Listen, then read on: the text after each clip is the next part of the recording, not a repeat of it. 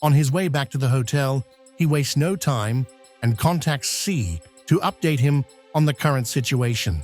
This is the missing piece of the puzzle. We firmly believe that you will encounter both Volkov and Jin Ho Kim at the facility in Colombia, and we are confident that he is still alive. Given the significant intelligence advantage you have gained through your successful mission, particularly over our partners, including the CIA, we intend for you to approach the facility accompanied by a small-armed special unit, infiltrate it, and track down Volkov. Elena Korovin will be safely extracted from the country and placed under our protection. Understood. I expect immediate escort for Elena and myself to the airport by our men. I perceive the situation here as highly unstable, especially since Korovin strikes me as extremely dangerous and cunning. I haven't encountered him even once, despite having multiple interactions with his wife. All of this gives me a very uneasy feeling. Werner attempts to reassure Helt. Held, everything is under control. You have performed your job with your usual precision and reliability, and we will do the same. After arriving at his hotel room, Helt packs his belongings, slings his Heckler & Koch across his chest, and sits at a small table in the room, anticipating Elena's call at any moment.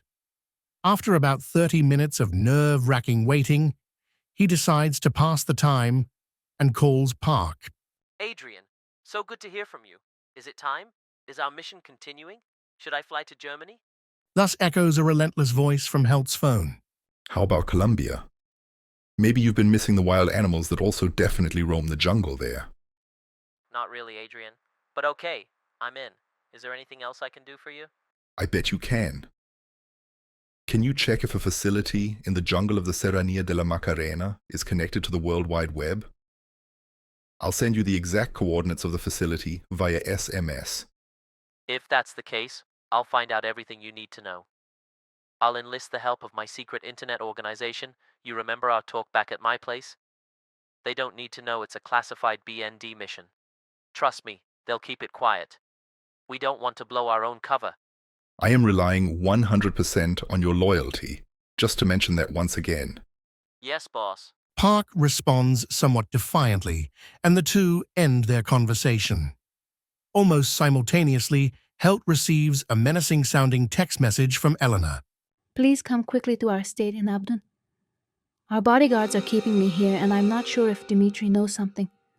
Without hesitation or second thought, Helt storms out of his hotel room, hails a taxi from the bustling street outside, and directs the driver to the familiar address in Abdon.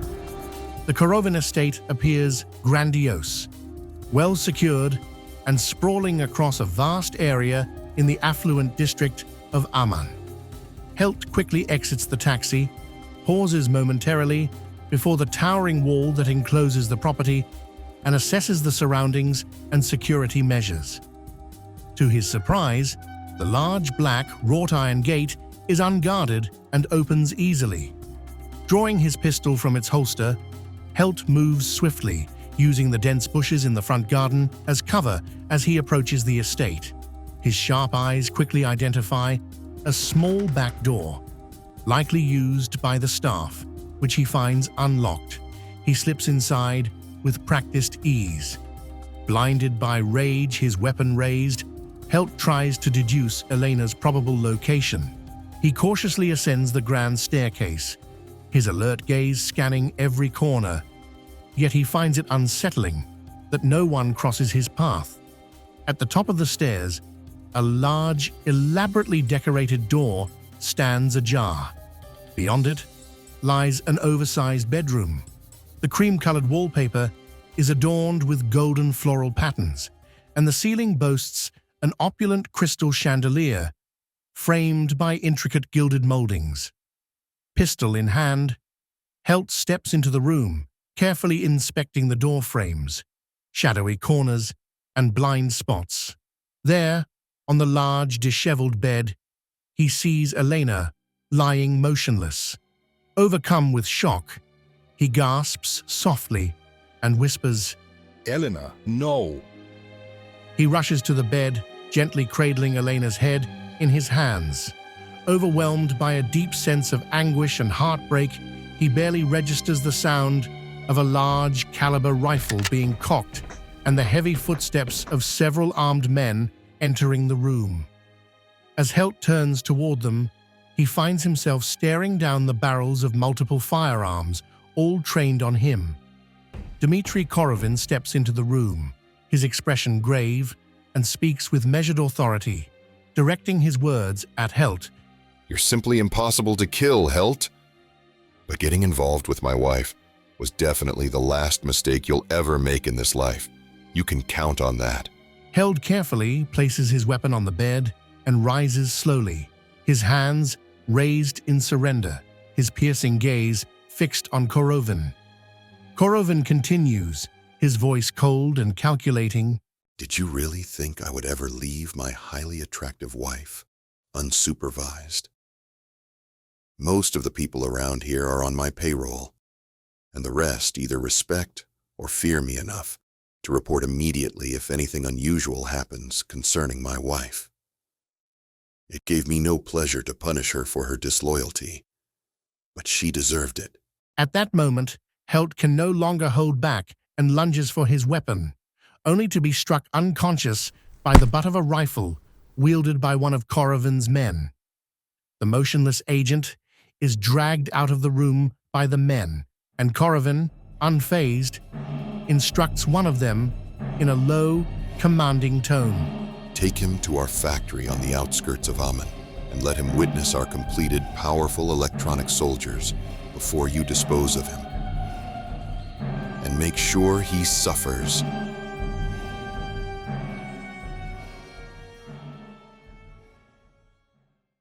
Held regains consciousness with a pounding headache, his blurry vision barely making out a group of bulky, tall, black, humanoid figures in front of him. As his orientation slowly returns, he realizes he is tied to a chair in the middle of one of Korovin's factories, where humanoid combat robots are being manufactured and distributed. Behind him stand two armed men, who step forward as they notice he has awakened. One of the men speaks to him. Korovin wanted you to witness, before your painful demise, what the world is about to face, something no intelligence agency, least of all the German one, will be able to stop. Held tugs at his restraints and realizes he cannot free himself. He responds, Do whatever you want with me. Others will come, and Korovin will get the punishment he deserves.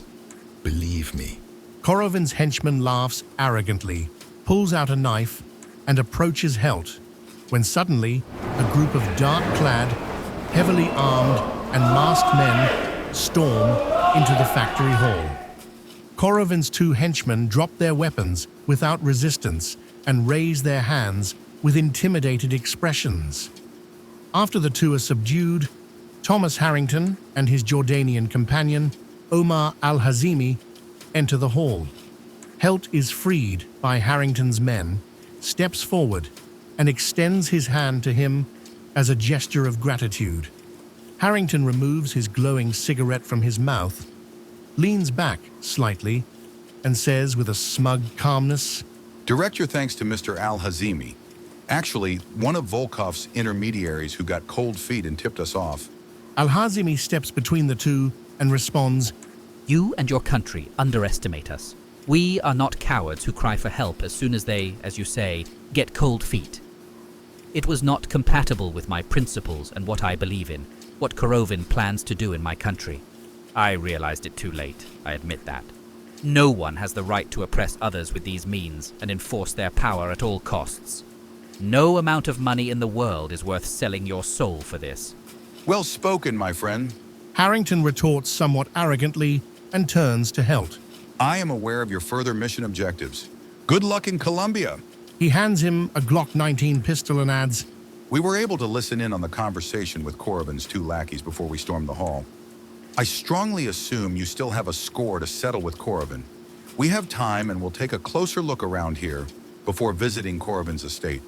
Do what you need to do, Helt. We won't stop you. Held swiftly, grabs the Glock 19 with 16 rounds and strides purposefully out of the building, where armed CIA operatives and Jordanian police officers stand guard. Without hesitation, he commandeers a police motorcycle, offering a brief nod of thanks before racing off toward Abdul. The evening sky is ablaze with hues of red as the sun dips below the horizon, its intensity fading with each passing moment. Arriving at Korovin's estate, Helt spots a small delivery truck parked near the perimeter wall. Its ramp lowered as workers load cargo evidently meant for Korovin's operations. Without a second thought, Helt revs the motorcycle, calculating his approach to the ramp with precision. The engine roars as the bike surges forward, launching up the ramp and soaring into the air. Time seems to pause as Helt and the motorcycle hang momentarily in flight, drawing the stunned gazes of the workers below. The motorcycle crashes down hard onto the truck's cab before skidding across the top and narrowly balancing on the wall. With a quick adjustment, Helt regains control and accelerates off the wall, landing roughly but operational on the other side. Wasting no time, he veers into the shadows of the estate before the guards can fully process what has occurred. A security camera swivels to track him, its lens fixating on his position, but Helt moves swiftly out of its view, disappearing into the darkness. After hiding the motorcycle in a shadowed area behind a stack of crates near the house, Helt moves swiftly and silently on foot through the dark sections of the estate, avoiding the agitated patrolling guards. His target is once again the side door, which serves as a maintenance entrance and is less heavily guarded. To distract the guards, Helt tosses a small stone against a metal barrel, creating a loud clang. The guards immediately shift their attention toward the sound, giving Helt the opportunity to sneak up to the door. This time, however, the door is locked. Retrieving a small tie pin from his inner pocket, he skillfully works on the lock, and within seconds, it clicks open. Entering through the rear entrance, Helt quickly and stealthily makes his way toward the dimly lit staircase leading to the main building, climbing cautiously. Midway up, he hears footsteps from above. Positioning himself in a dark corner on the upper floor, Helt watches as two armed men rush out through a door beside him in a frantic manner. Acting on instinct, he grabs an almost man-sized antique vase and smashes it over both men with such force that shards of the vase scatter across the room. One of the dazed men has a key ring attached to his belt, which Helt quickly snatches.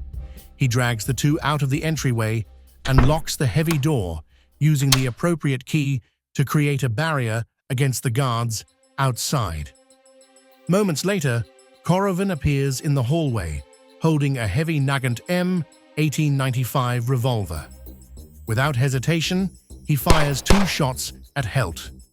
Reacting quickly, Helt dives behind a hallway cabinet, though one of the bullets grazes his right shoulder, tearing through his suit. Peering out cautiously with his weapon drawn, he sees that Korovin has already retreated into his office. With 3 precise shots, Helt takes out the hallway lights, plunging the corridor into darkness as he advances toward the open office door. The room ahead is brightly illuminated, but Korovin is nowhere in sight. Suddenly, 2 shots ring out, narrowly missing Helt as he presses himself against the doorframe for cover. In a split second, Helt grabs a coat rack beside the door and hurls it into the office. 2 more shots follow, shattering the wooden object into splinters. Now able to pinpoint the shooter's position, Helt moves with the agility of a gazelle, leaping into the room. He rolls across the floor and aims his pistol directly at where he expects Korovin to be. Just as he is about to fire, another shot cracks through the air, striking Helt's pistol and sending it flying across the room. Disarmed, Helt watches as Korovin emerges from his hiding spot, his heavy Nagant M1895 revolver trained on him. A sinister grin spreads across Korovin's face as he laughs menacingly, reveling in the moment. All right, Helt. Let's end this right here. A good shot, wasn't it? It was supposed to hit your head, not your ridiculous pistol.